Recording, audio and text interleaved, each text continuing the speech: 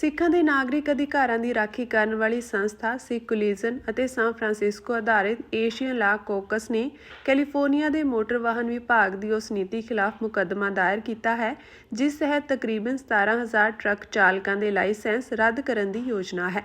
ਸਿੱਖ collision ਦੀ ਕਾਨੂੰਨੀ ਨਿਰਦੇਸ਼ਕ ਮਨਮੀਤ ਕੌਰ ਨੇ ਕਿਹਾ ਕਿ ਇਨ੍ਹਾਂ ਡਰਾਈਵਰਾਂ ਨੇ ਸਾਲਾਂ ਤੱਕ ਆਪਣੀ ਜ਼ਿੰਦਗੀ ਇਸ ਕਾਰੋਬਾਰ ਨਾਲ ਜੋੜੀ ਹੈ ਅਤੇ ਹੁਣ ਉਹਨਾਂ ਨੂੰ ਬਿਨਾਂ ਕਿਸੇ ਗਲਤੀ ਦੇ ਸੰਭਾਵੀ ਆਰਥਿਕ ਬਰਬਾਦੀ ਦਾ ਸਾਹਮਣਾ ਕਰਨਾ ਪੈ ਰਿਹਾ ਹੈ। ਉਨ੍ਹਾਂ ਦੋਸ਼ ਲਗਾਇਆ ਕਿ ਟਰੱਕ ਚਾਲਕਾਂ ਦੇ ਲਾਇਸੈਂਸ ਰੱਦ ਕਰਨ ਦੀ ਰਾਜ ਦੀ ਯੋਜਨਾ ਉਹਨਾਂ ਦੇ ਹੱਕਾਂ ਦਾ ਉਲੰਘਣ ਕਰਦੀ ਹੈ ਤੇ ਉਹਨਾਂ ਦੇ ਰੁਜ਼ਗਾਰ ਨੂੰ ਖਤਰੇ ਵਿੱਚ ਪਾਉਂਦੀ ਹੈ।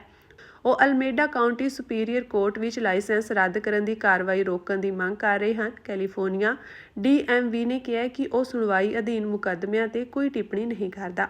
ਜ਼ਿਕਰਯੋਗ ਹੈ ਕਿ ਕੈਲੀਫੋਰਨੀਆ ਦੇ ਅਧਿਕਾਰੀਆਂ ਨੇ ਪਿਛਲੇ ਮਹੀਨੇ ਕਿਹਾ ਸੀ ਕਿ ਰਾਜ ਨੇ ਤਕਰੀਬਨ 17,000 ਟਰੱਕ ਚਾਲਕਾਂ ਨੂੰ ਸੂਚਿਤ ਕੀਤਾ ਹੈ ਕਿ ਉਹਨਾਂ ਦੇ ਕਮਰਸ਼ੀਅਲ ਡਰਾਈਵਿੰਗ ਲਾਇਸੈਂਸ ਰੱਦ ਕੀਤੇ ਜਾਣਗੇ ਕਿਉਂਕਿ ਉਹਨਾਂ ਦੀ ਕਾਨੂੰਨੀ ਮਾਨਤਾ ਖਤਮ ਹੋ ਚੁੱਕੀ ਹੈ। ਪ੍ਰਵਾਸੀ ਟਰੱਕ ਡਰਾਈਵਰਾਂ ਬਾਰੇ ਚਿੰਤਾਵਾਂ ਉਦੋਂ ਵੱਧ ਗਈਆਂ ਸਨ ਜਦੋਂ ਅਮਰੀਕਾ ਵਿੱਚ ਰਹਿਣ ਲਈ ਅਣਅਧਿਕਾਰਤ ਇੱਕ ਟਰੈਕਟਰ ਟ੍ਰੇਲਰ ਡਰਾਈਵਰ ਨੇ ਗੈਰਕਾਨੂੰਨੀ ਢੰਗ ਨਾਲ ਯੂ-ਟਰਨ ਲਿਆ, ਜਿਸ ਕਾਰਨ ਅਗਸਤ ਮਹੀਨੇ ਵਿੱਚ ਫਲੋਰੀਡਾ ਵਿੱਚ ਇੱਕ ਹਾਦਸਾ ਵਾਪਰ ਗਿਆ ਸੀ ਜਿਸ ਵਿੱਚ 3 ਵਿਅਕਤੀਆਂ ਦੀ ਮੌਤ ਹੋ ਗਈ ਸੀ। ਅਕਤੂਬਰ ਵਿੱਚ ਕੈਲੀਫੋਰਨੀਆ ਵਿੱਚ ਵਾਪਰੇ ਇੱਕ ਭਿਆਨਕ ਹਾਦਸੇ ਨੇ ਇਹਨਾਂ ਚਿੰਤਾਵਾਂ ਨੂੰ ਹੋਰ ਵਧਾ ਦਿੱਤਾ ਸੀ। ਇਸ ਹਾਦਸੇ ਵਿੱਚ ਵੀ 3 ਵਿਅਕਤੀਆਂ ਦੀ ਮੌਤ ਹੋ ਗਈ ਸੀ। ਹਾਦਸੇ ਵਿੱਚ ਸ਼ਾਮਿਲ ਟਰੱਕ ਡਰਾਈਵਰ ਵੀ ਦੇਸ਼ ਵਿੱਚ ਗੈਰਕਾਨੂੰਨੀ ਢੰਗ ਨਾਲ ਰਹਿ ਰਿਹਾ ਸੀ।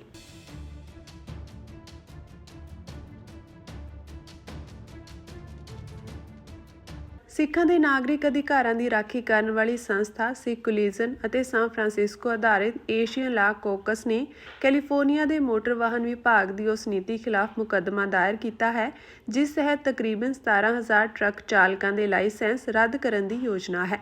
ਸਿੱਖ ਕੋਲੀਜਨ ਦੀ ਕਾਨੂੰਨੀ ਨਿਰਦੇਸ਼ਕ ਮਨਮੀਤ ਕੌਰ ਨੇ ਕਿਹਾ ਕਿ ਇਨ੍ਹਾਂ ਡਰਾਈਵਰਾਂ ਨੇ ਸਾਲਾਂ ਤੱਕ ਆਪਣੀ ਜ਼ਿੰਦਗੀ ਇਸ ਕਾਰੋਬਾਰ ਨਾਲ ਜੋੜੀ ਹੈ ਅਤੇ ਹੁਣ ਉਹਨਾਂ ਨੂੰ ਬਿਨਾਂ ਕਿਸੇ ਗਲਤੀ ਦੇ ਸੰਭਾਵੀ ਆਰਥਿਕ ਬਰਬਾਦੀ ਦਾ ਸਾਹਮਣਾ ਕਰਨਾ ਪੈ ਰਿਹਾ ਹੈ। ਉਨ੍ਹਾਂ ਦੋਸ਼ ਲਗਾਇਆ ਕਿ ਟਰੱਕ ਚਾਲਕਾਂ ਦੇ ਲਾਇਸੈਂਸ ਰੱਦ ਕਰਨ ਦੀ ਰਾਜ ਦੀ ਯੋਜਨਾ ਉਹਨਾਂ ਦੇ ਹੱਕਾਂ ਦਾ ਉਲੰਘਣ ਕਰਦੀ ਹੈ ਤੇ ਉਹਨਾਂ ਦੇ ਰੁਜ਼ਗਾਰ ਨੂੰ ਖਤਰੇ ਵਿੱਚ ਪਾਉਂਦੀ ਹੈ।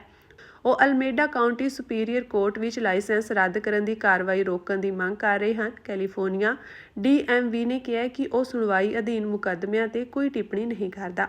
ਜ਼ਿਕਰਯੋਗ ਹੈ ਕਿ ਕੈਲੀਫੋਰਨੀਆ ਦੇ ਅਧਿਕਾਰੀਆਂ ਨੇ ਪਿਛਲੇ ਮਹੀਨੇ ਕਿਹਾ ਸੀ ਕਿ ਰਾਜ ਨੇ ਤਕਰੀਬਨ 17,000 ਟਰੱਕ ਚਾਲਕਾਂ ਨੂੰ ਸੂਚਿਤ ਕੀਤਾ ਹੈ ਕਿ ਉਹਨਾਂ ਦੇ ਕਮਰਸ਼ੀਅਲ ਡਰਾਈਵਿੰਗ ਲਾਇਸੈਂਸ ਰੱਦ ਕੀਤੇ ਜਾਣਗੇ ਕਿਉਂਕਿ ਉਹਨਾਂ ਦੀ ਕਾਨੂੰਨੀ ਮਾਨਤਾ ਖਤਮ ਹੋ ਚੁੱਕੀ ਹੈ।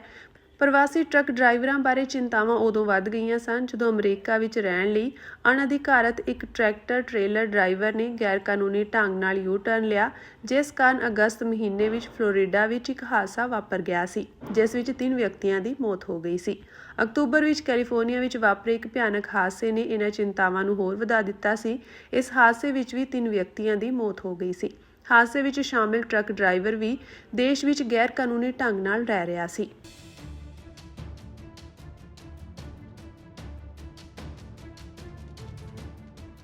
ਸਿੱਖਾਂ ਦੇ ਨਾਗਰਿਕ ਅਧਿਕਾਰਾਂ ਦੀ ਰਾਖੀ ਕਰਨ ਵਾਲੀ ਸੰਸਥਾ ਸਿੱਖ ਕੋਲੀਜਨ ਅਤੇ ਸਾਨ ਫਰਾਂਸਿਸਕੋ ਆਧਾਰਿਤ ਏਸ਼ੀਅਨ ਲਾ ਕੌਕਸ ਨੇ ਕੈਲੀਫੋਰਨੀਆ ਦੇ ਮੋਟਰ ਵਾਹਨ ਵਿਭਾਗ ਦੀ ਉਸ ਨੀਤੀ ਖਿਲਾਫ ਮੁਕੱਦਮਾ ਦਾਇਰ ਕੀਤਾ ਹੈ ਜਿਸ ਤਹਿਤ ਤਕਰੀਬਨ 17,000 ਟਰੱਕ ਚਾਲਕਾਂ ਦੇ ਲਾਇਸੈਂਸ ਰੱਦ ਕਰਨ ਦੀ ਯੋਜਨਾ ਹੈ। ਸਿੱਖ ਕੋਲੀਜਨ ਦੀ ਕਾਨੂੰਨੀ ਨਿਰਦੇਸ਼ਕ ਮਨਮੀਤ ਕੌਰ ਨੇ ਕਿਹਾ ਕਿ ਇਨ੍ਹਾਂ ਡਰਾਈਵਰਾਂ ਨੇ ਸਾਲਾਂ ਤੱਕ ਆਪਣੀ ਜ਼ਿੰਦਗੀ ਇਸ ਕਾਰੋਬਾਰ ਨਾਲ ਜੋੜੀ ਹੈ ਅਤੇ ਹੁਣ ਉਹਨਾਂ ਨੂੰ ਬਿਨਾਂ ਕਿਸੇ ਗਲਤੀ ਦੇ ਸੰਭਾਵੀ ਆਰਥਿਕ ਬਰਬਾਦੀ ਦਾ ਸਾਹਮਣਾ ਕਰਨਾ ਪੈ ਰਿਹਾ ਹੈ। ਉਨ੍ਹਾਂ ਦੋਸ਼ ਲਗਾਇਆ ਕਿ ਟਰੱਕ ਚਾਲਕਾਂ ਦੇ ਲਾਇਸੈਂਸ ਰੱਦ ਕਰਨ ਦੀ ਰਾਜ ਦੀ ਯੋਜਨਾ ਉਹਨਾਂ ਦੇ ਹੱਕਾਂ ਦਾ ਉਲੰਘਣ ਕਰਦੀ ਹੈ ਤੇ ਉਹਨਾਂ ਦੇ ਰੁਜ਼ਗਾਰ ਨੂੰ ਖਤਰੇ ਵਿੱਚ ਪਾਉਂਦੀ ਹੈ। ਉਹ ਅਲਮੇਡਾ ਕਾਉਂਟੀ ਸੁਪੀਰੀਅਰ ਕੋਰਟ ਵਿੱਚ ਲਾਇਸੈਂਸ ਰੱਦ ਕਰਨ ਦੀ ਕਾਰਵਾਈ ਰੋਕਣ ਦੀ ਮੰਗ ਕਰ ਰਹੇ ਹਨ। ਕੈਲੀਫੋਰਨੀਆ DMV ਨੇ ਕਿਹਾ ਕਿ ਉਹ ਸੁਣਵਾਈ ਅਧੀਨ ਮੁਕੱਦਮਿਆਂ ਤੇ ਕੋਈ ਟਿੱਪਣੀ ਨਹੀਂ ਕਰਦਾ। ਜ਼ਿਕਰਯੋਗ ਹੈ ਕਿ ਕੈਲੀਫੋਰਨੀਆ ਦੇ ਅਧਿਕਾਰੀਆਂ ਨੇ ਪਿਛਲੇ ਮਹੀਨੇ ਕਿਹਾ ਸੀ ਕਿ ਰਾਜ ਨੇ ਤਕਰੀਬਨ 17,000 ਟਰੱਕ ਚਾਲਕਾਂ ਨੂੰ ਸੂਚਿਤ ਕੀਤਾ ਹੈ ਕਿ ਉਹਨਾਂ ਦੇ ਕਮਰਸ਼ੀਅਲ ਡਰਾਈਵਿੰਗ ਲਾਇਸੈਂਸ ਰੱਦ ਕੀਤੇ ਜਾਣਗੇ ਕਿਉਂਕਿ ਉਹਨਾਂ ਦੀ ਕਾਨੂੰਨੀ ਮਾਨਤਾ ਖਤਮ ਹੋ ਚੁੱਕੀ ਹੈ। ਪ੍ਰਵਾਸੀ ਟਰੱਕ ਡਰਾਈਵਰਾਂ ਬਾਰੇ ਚਿੰਤਾਵਾਂ ਉਦੋਂ ਵੱਧ ਗਈਆਂ ਸਨ ਜਦੋਂ ਅਮਰੀਕਾ ਵਿੱਚ ਰਹਿਣ ਲਈ ਅਣਅਧਿਕਾਰਤ ਇੱਕ ਟਰੈਕਟਰ ਟ੍ਰੇਲਰ ਡਰਾਈਵਰ ਨੇ ਗੈਰਕਾਨੂੰਨੀ ਢੰਗ ਨਾਲ ਯੂ-ਟਰਨ ਲਿਆ, ਜਿਸ ਕਾਰਨ ਅਗਸਤ ਮਹੀਨੇ ਵਿੱਚ ਫਲੋਰੀਡਾ ਵਿੱਚ ਇੱਕ ਹਾਦਸਾ ਵਾਪਰ ਗਿਆ ਸੀ ਜਿਸ ਵਿੱਚ 3 ਵਿਅਕਤੀਆਂ ਦੀ ਮੌਤ ਹੋ ਗਈ ਸੀ। ਅਕਤੂਬਰ ਵਿੱਚ ਕੈਲੀਫੋਰਨੀਆ ਵਿੱਚ ਵਾਪਰੇ ਇੱਕ ਭਿਆਨਕ ਹਾਦਸੇ ਨੇ ਇਹਨਾਂ ਚਿੰਤਾਵਾਂ ਨੂੰ ਹੋਰ ਵਧਾ ਦਿੱਤਾ ਸੀ।